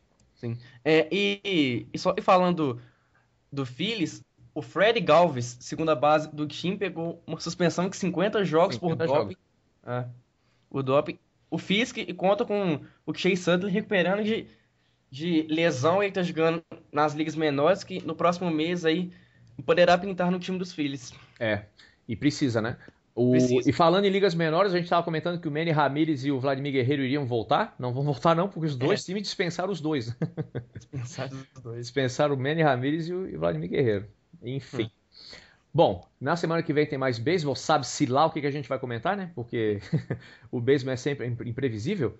Mas provavelmente vai ter um no-hitter, né? Semana que vem a gente comenta um no-hitter da semana. No-hitter of the week. Aqui, Lucas, que o Brandon Beach, arremessador do Atlanta Braves, ele vai ter que passar por uma Tommy John Surgery, que é uma cirurgia que assusta todos os pitchers. Ele poderá ficar de fora durante 1 ano. Então, o Braves perdendo o melhor pitcher da rotação titular e vai fazer muita falta. E tem no tranco mesmo. Tem uma curiosidade aqui que todos os 5 jogadores que têm o melhor ERA da Major League Baseball pertencem à National League. Então, um dado curioso aí que os melhores pitchers estão na National League. É verdade. Falando em cirurgia, só por curiosidade, tá falando aí do nosso amigo Knuckleballer, Necromancer, DK. Quando ele foi fazer o exame médico no Texas há muitos anos atrás, para examinar os ligamentos, tal, aqueles exames médicos, né?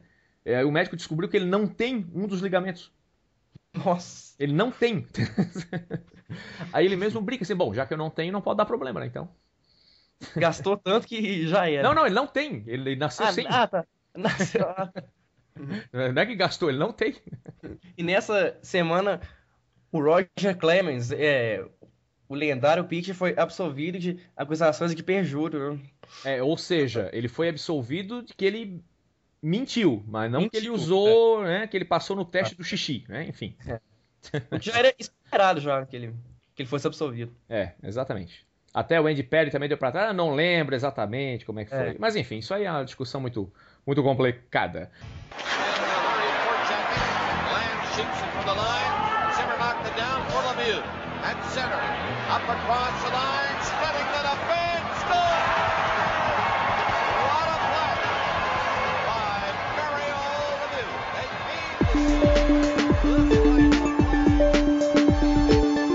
NHL.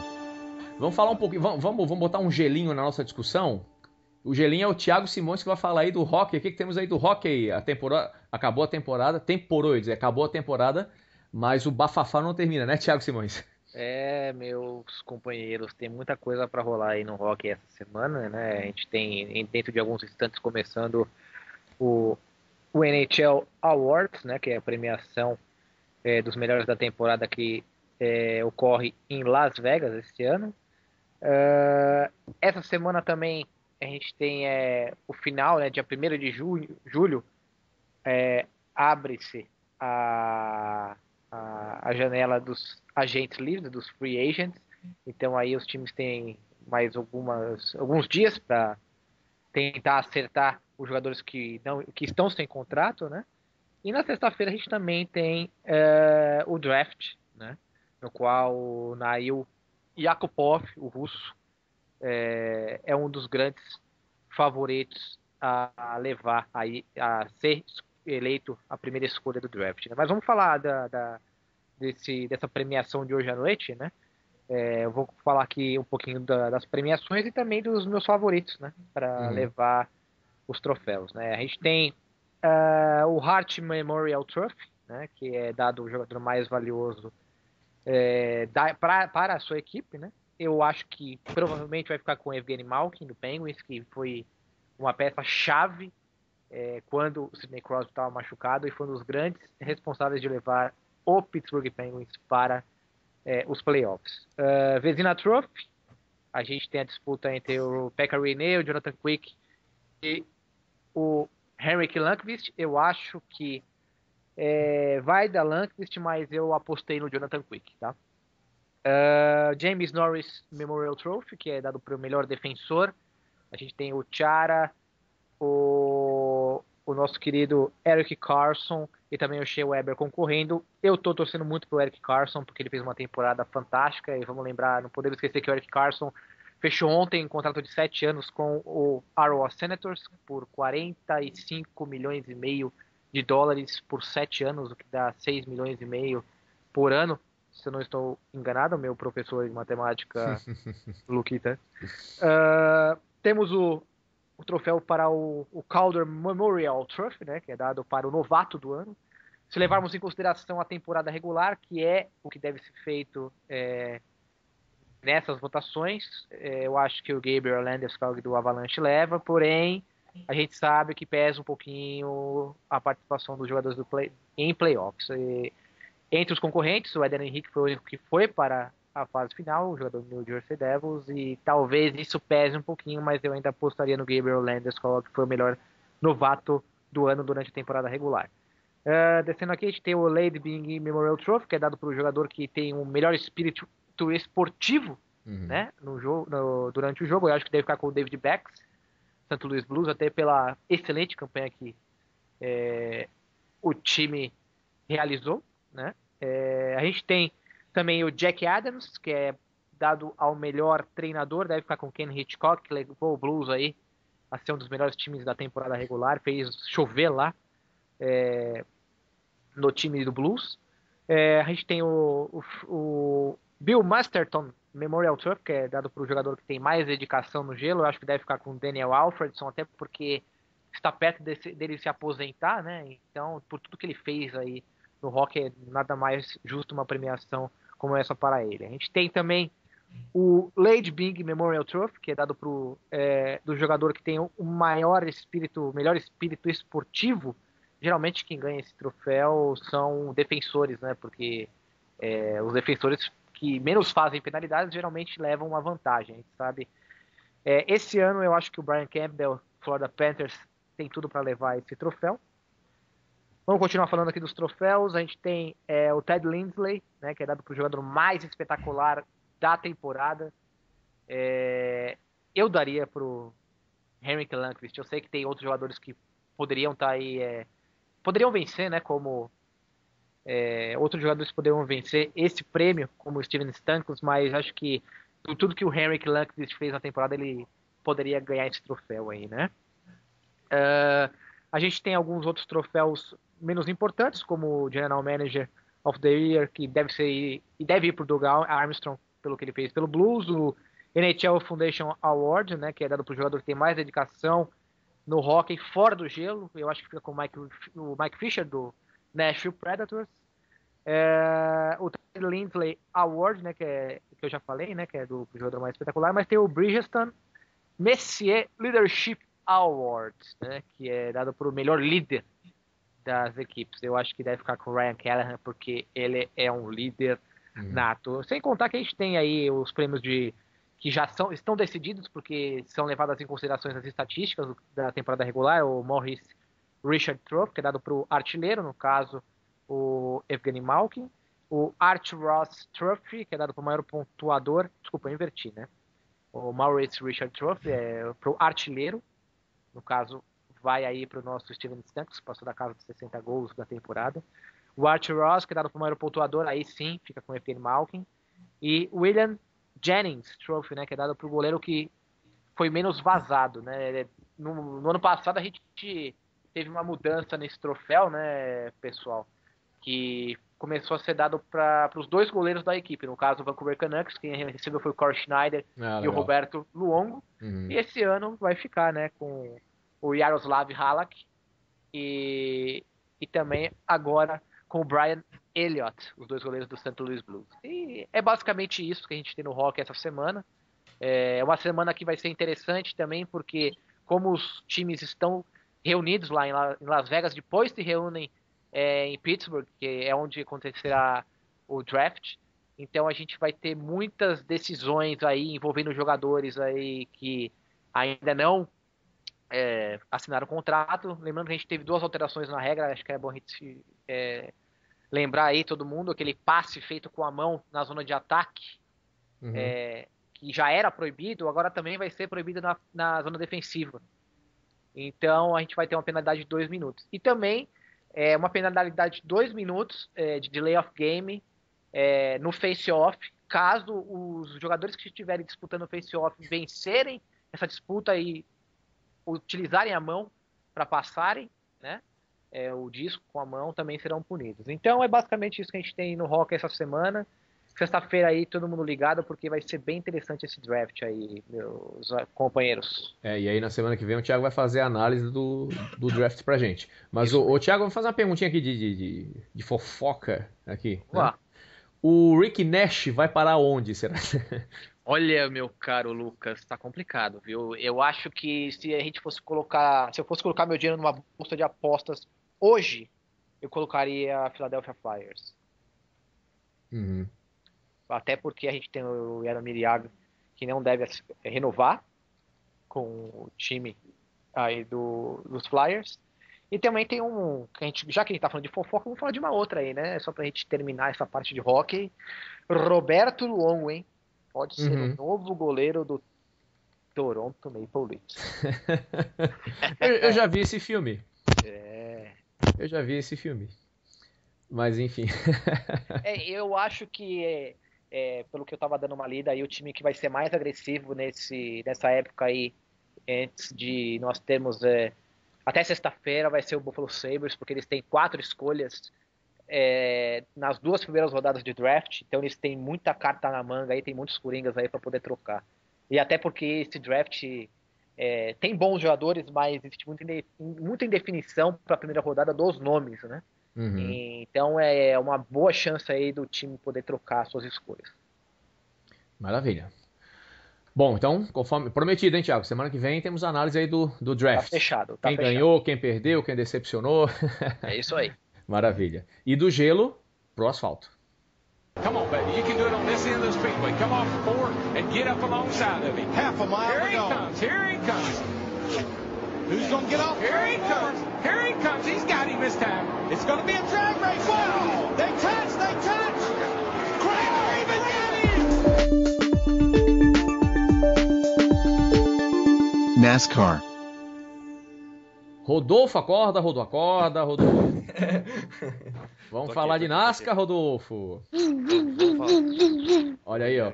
Aí agora é briga, quem faz o melhor barulho, né? Se é o Thiago, se é o Rodolfo. É porque o Rodolfo roubou a minha ideia, né? Vamos deixar bem claro isso. Né? Tá, o Vinícius não fez barulho. O Vinícius faz barulho do carro aí, Vinícius. Eu não sei, não é minha especialidade. Não, é por isso mesmo. É por isso mesmo. Faz aí. Obrigado. Proteja seus ouvidos. Rodolfo Marques do Carmo. Numa semana que o LeBron James quase botou a mão na coroa, tivemos aí alguém que estava doido para botar a mão num troféu faz tempo. Fala um pouquinho aí, Doido, Rodolfo. Né? 4 anos buscando isso. Dale Earnhardt Jr. É um piloto, o que a gente pode falar dele, até antes de comentar a vitória, é que é o piloto mais famoso da NASCAR, de longe, dos pilotos que correm. Talvez agora, né, com a Danica Patrick vindo para a categoria, eu diria que ela é mais famosa que ele, porque ela é famosa fora do âmbito esportivo, até fora do âmbito automobilístico, com certeza, e esportivo até. Então, muitos marmanjos aí são fãs da Danica Patrick e nunca viram uma corrida, né? Mas o fato é que... Photoshop, eu já disse. Pois é, mas o fato é que o Dale Jr., ele é o piloto mais famoso da NASCAR, ele ganha todos os anos todo tipo de escolha que existe para piloto mais famoso, quando há escolha para piloto mais conhecido, para cara da NASCAR, enfim, no final do ano a gente sempre tem as premiações da NASCAR, ele sempre leva, e aí por diante. Inclusive nas corridas onde tem uma vaga para piloto ou para escolha do público, ele sempre leva, caso ele não esteja classificado. Ou seja, é o piloto mais famoso da categoria. Ele é famoso porque o pai dele é talvez um dos pilotos mais famosos da história da NASCAR. Junto com os outros campeões, o Dale Sr. é um dos pilotos mais famosos da categoria. A gente pode aí comparar ele e dizer que ele é um Ayrton Senna aí da NASCAR, para os brasileiros entenderem melhor. E o pai dele morreu na pista, então tem toda uma história envolvendo o Dale Jr. e tal. O fato é que ele nunca se concretizou isso, a gente falou aqui nas edições passadas sobre essa questão, eu coloquei ele algumas vezes no top 5, porque essa é uma temporada que ele vem bem. Nunca se concretizou essa questão do Dale Jr. ser tão bom quanto o Dale Sr. Ele foi campeão da Nationwide Series, né, que é a segunda categoria da NASCAR, mas nunca conseguiu traduzir isso em vitórias na NASCAR, na Sprint Cup. Alguns anos atrás, em 2008, o Dale Jr. foi para Hendrick Motorsports, que é a equipe, talvez, ou com certeza, a equipe que mais investe, né, mais tem dinheiro na NASCAR, a toda poderosa Hendrick Motorsports. Começou bem, ele até ganhou aquele ano o Budweiser Shootout, e eu lembro bem dessa corrida, que foi aquela comoção, né? Então, que o Dale Jr. vai ser, agora sim, né? Agora ele tem carro para ganhar o título. E o que a gente viu não foi isso, então ele nunca mais ganhou uma corrida depois da corrida de 2008 em Michigan. E nesse final de semana a gente teve finalmente a vitória do Dale Jr. de novo. Eu poderia dizer que foi contando essa história, parece até que foi uma vitória ao acaso, mas o fato é que nesse último ano, e a gente teve algumas mudanças aí feitas pela Hendrick Motorsports, eles vêm fazendo algumas mudanças. No ano passado o Tony Stewart ganhou o campeonato, houveram alguns problemas ali o Rick Hendrick, que é o dono da equipe, talvez sentiu que algumas coisas precisavam ser mudadas aí nos últimos anos. E algumas alterações foram feitas, e o Dale, em relação a chefe de equipe e tal, e o Dale Jr. ele começou a melhorar, ele já estava tendo um crescimento, e nesse ano ele está mostrando um crescimento muito bom, então ele está muito bem na temporada, ele é o segundo colocado do campeonato, e ele está tendo uma ótima temporada. Então, o que a gente poderia falar aí, se em 4 anos ele nunca ganhou uma corrida, pode parecer ao acaso, eu diria que não, Lucas. Eu diria que, na verdade, nesse ano estavam todos esperando por esse momento. Poderia ter ganhado já antes uma corrida. Então, nada... E Rodolfo, e amigos ouvintes, né, Thiago e Vinícius, como o esporte é engraçado, né? A gente que acompanha o esporte, como tem histórias, como tem coincidências interessantes, né? O Rodo falou muito bem, né? O pai do Dale Jr., eu digo mais, o Rodolfo, eu digo que o pai dele foi o piloto mais querido da história.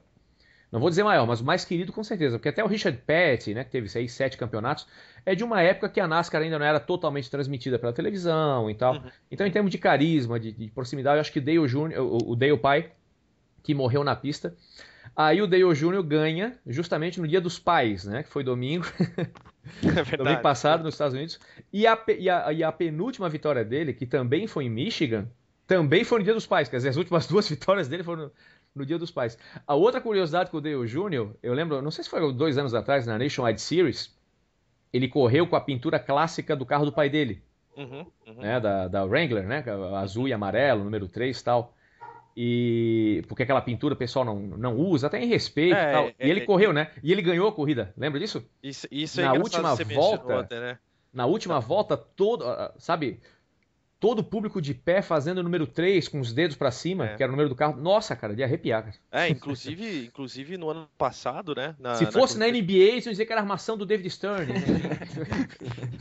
Na corrida do ano passado de Daytona, que fez 1 ano da morte dele, foi lindo, né? Porque, como o Lucas acabou de comentar, a NASCAR preserva muito isso. A NASCAR é um esporte... 10 anos, o esporte americano, na verdade, é assim, né? Não só a NASCAR, mas o americano. Até não diria nem que o esporte americano, mas o americano ele é muito mais ligado aos ídolos e à história do que a gente é aqui no Brasil. Então essas pessoas são muito mais respeitadas nesses momentos, não só do esporte, mas da música. A gente vê grandes músicos que estão totalmente fora da mídia, totalmente fora das paradas, serem reverenciados por artistas do momento e o público mesmo. Mas no ano passado a gente teve 10 anos da morte dele, foi muito bonito o público, né, na terceira volta da corrida de Daytona, todo mundo ficou em pé e fez o número 3, né? E até a transmissão na hora ficou... deixaram, né, sem som, então foi assim, arrepiante mesmo. E a NASCAR não usa, inclusive, o número, ninguém usa o número 3 e ninguém usa aquele tipo de pintura também até hoje. Isso é muito legal mesmo. Mas eu não vejo a vitória dele como acaso. Esse ano, realmente, ele tá muito bem. Segundo lugar, né, só 4 pontos atrás. Ele tá Mas realmente... Rodolfo, já que estamos falando em pontuação e tal, vamos no top 5.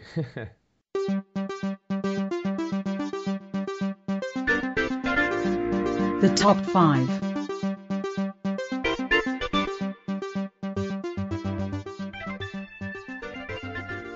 Bom, vamos lá então. Top 5. Em quinto lugar, inclusive, Lucas, eu coloquei a Hendrick Motorsports. E explico até porque a gente tem um espaço reduzido aqui da NASCAR, então é importante às vezes colocar essas coisas que não são pilotos, na minha opinião, no top 5. Categoria do stop, né? A categoria do stop. Equipes, pilotos e tudo mais. Mas eu quis colocar a Hendrick Motorsports só para dar essa visão aí pro público, o que é uma equipe na NASCAR. A Hendrick Motorsports, ou as equipes na NASCAR, elas são muito mais poderosas do que equipes na Fórmula 1, elas têm mais carros. Até dias atrás a gente estava falando de equipes com 5 carros, né? Então eram mega equipes. A gente tem agora equipes com 4 carros. A Hendrick Motorsports tem 4 carros, né? Tem Dale Earnhardt, temos Jimmie Johnson, temos Kasey Kahne, temos Jeff Gordon. Então é uma super equipe. E essa corrida agora que a gente acabou de mencionar, a Michigan, vencida pelo Dale Jr., da Hendrick. A anterior foi vencida pelo Joey Logano, mas antes da de Pocono, a gente teve Dover, vencida pelo Jimmie Johnson. Antes, a de Charlotte, vencida pelo Kasey Kahne. O All-Star Race foi vencido pelo Jimmie Johnson. O Showdown, né? O Sprint Showdown, Dale Earnhardt, Darlington, Jimmie Johnson. Ou seja, das últimas 3, 6, 7 corridas, 7 eventos, digamos, a gente teve 6 vitórias da Hendrick. Então, uma equipe que colocou no trilho aí novamente, não que fosse em algum momento tenha sido uma péssima equipe, mas por alguns momentos, alguns pilotos, Kasey Kahne teve um começo complicado, temporada, por exemplo, estavam mal. Então, Hendrick Motorsports em quinto lugar. Em quarto lugar, eu coloquei Greg Biffle, tá? O Greg Biffle é o líder do campeonato. Desculpe, o Matt Kenseth, o líder do campeonato. Greg Biffle é o terceiro colocado do campeonato e foi quarto lugar nessa corrida. Uhum. Continua muito bem o Greg Biffle. Teve um momento ali que perdeu um pouco ou parecia perder a tocada um pouco. Foi um momento justamente que ele perdeu a liderança para o Matt Kenseth, mas ele está muito bem esse ano, sim. E é uma temporada talvez de provação aí para o Greg Biffle. Em terceiro colocado eu coloquei Jimmie Johnson. Jimmie Johnson vem mostrando que esse ano vem com tudo de novo, então toda semana Jimmie Johnson está aqui no top 5. Mais uma vez foi bem, e o Jimmie Johnson é o quarto colocado, ganhou mais uma posição aí, já passou o Denny Hamlin, já tá com tudo. Ele as últimas corridas dele ganhou em Dover. Ele foi aí, tem quantos top 10 aqui? Tem 11 top 10. Então assim, Jimmie Johnson tá muito bem. Muito bem mesmo. Em segundo lugar aqui eu coloquei Matt Kenseth. Aí nada, porque ele não tá em primeiro, né? Não, porque eu tive que colocar o Dale Jr. em primeiro dessa vez. Eu sei, eu lembro. Tive que colocar. Mas Matt Kenseth é o líder do campeonato.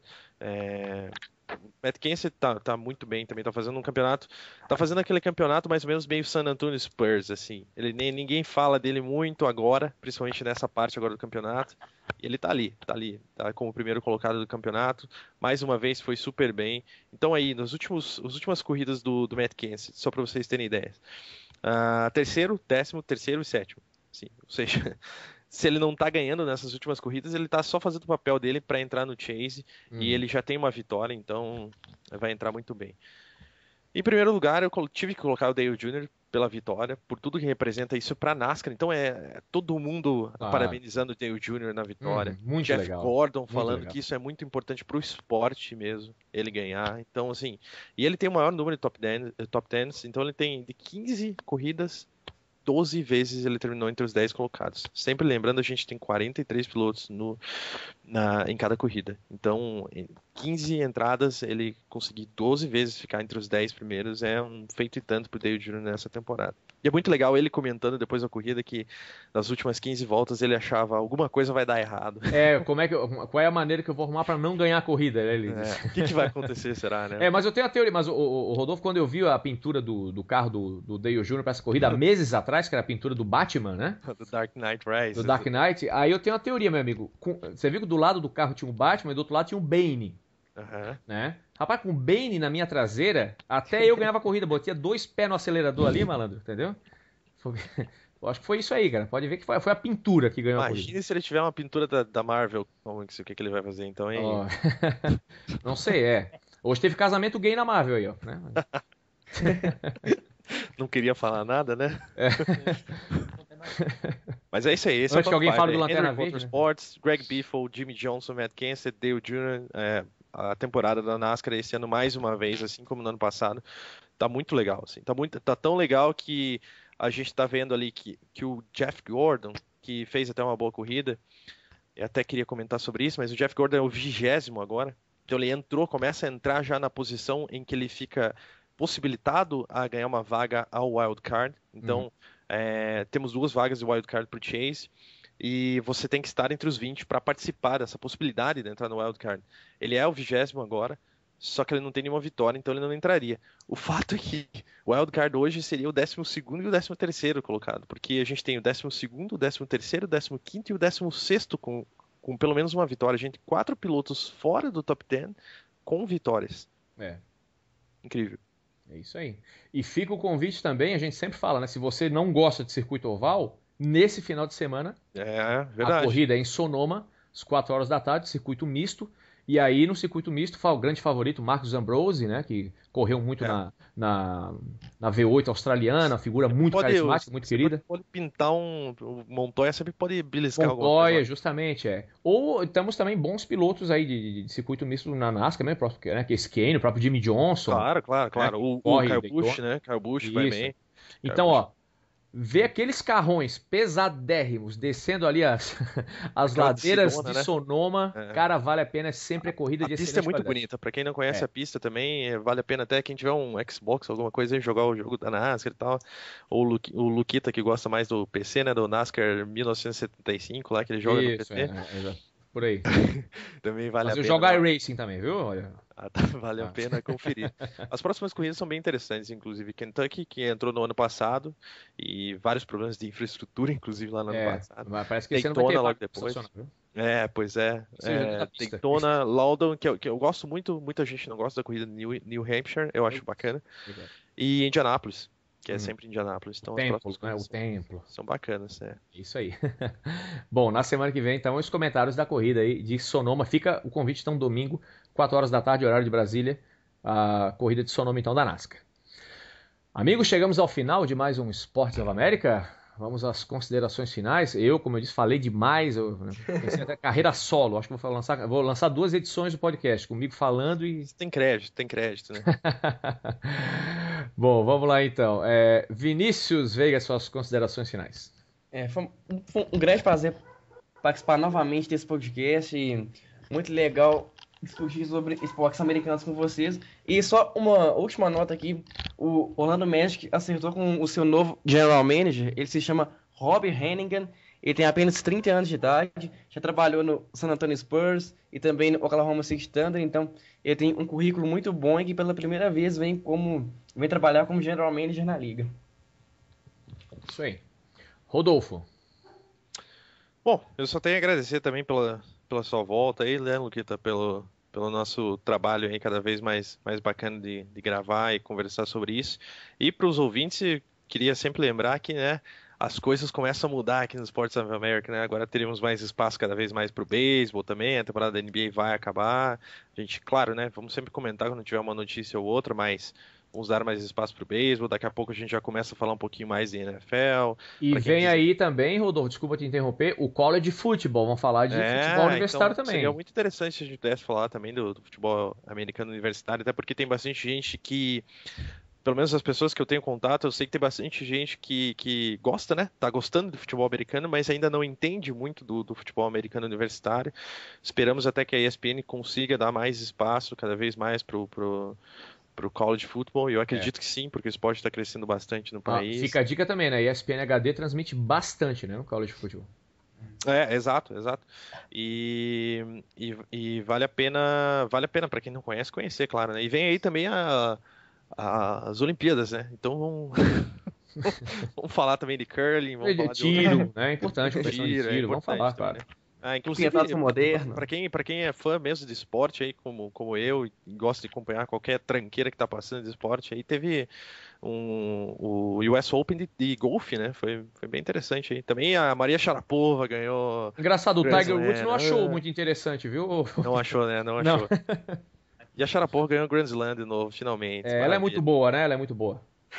Ela é. Vestido preto, inclusive, igual tava nesse Grand Slam aí, ela fica atrativa visualmente. Mas fica aí a dica aí, pessoal. A dica minha da semana que eu sempre dou aí, ouçam mais Thalia. Essa semana eu tive o prazer de ouvir novamente Thalia. E é sex symbol como já não se fazem mais sex symbols. O Rodolfo sempre com a sua dica latina. Tiago Simões, Miami, assim, né? Tiago Simões, por favor, uma dose de sensatez no final do nosso podcast, por favor. Queria agradecer a todos aí pela presença. Hoje eu estava um pouco afastado aqui, que eu estava... Tá afastado mesmo. Tá afastado, o áudio tá afastado aí. Eu estava procurando um link aqui para poder ver... Perdi o microfone. Encontrar aqui a premiação. Inclusive, a gente já teve um premiado, que foi o nosso querido Eric Carson, que recebeu o troféu Norris como melhor defensor da liga. Eu queria agradecer a todos aí por terem nos escutado, por terem nos aguentado. Até porque a gente aguentou o Luquita hoje, né? Caraca! Mas ele merece, né, velho? Tá trabalhando demais, né? Tem que aguentar muito aluno. Tem que descontrair um pouco, né? É isso aí. Semana que vem a gente volta para falar sobre esse draft aí, que vai ser importantíssimo. E sexta-feira eu vou estar tweetando enlouquecidamente sobre o Thiago Simões fludando a sua timeline com o draft do Rock. É isso aí. Bom, amigos, eu quero agradecer mais uma vez a presença de todos vocês. Agradecer aos ouvintes, espero que tenham gostado. Eu sou o Lucas Andrade, como sempre. Assistam bastante esporte. A gente se encontra na semana que vem com finais da NBA, com o draft do hockey, com mais beisebol, com mais NASCAR, com muito esporte. E com o draft da NBA também. Mas aí o draft é na própria quarta, né? A gente vai ver, pegar os rumores aí, né? Ver se tem alguma novidade e tal. Mas semana que vem a gente tá de volta e não esqueçam, abraços esportivos.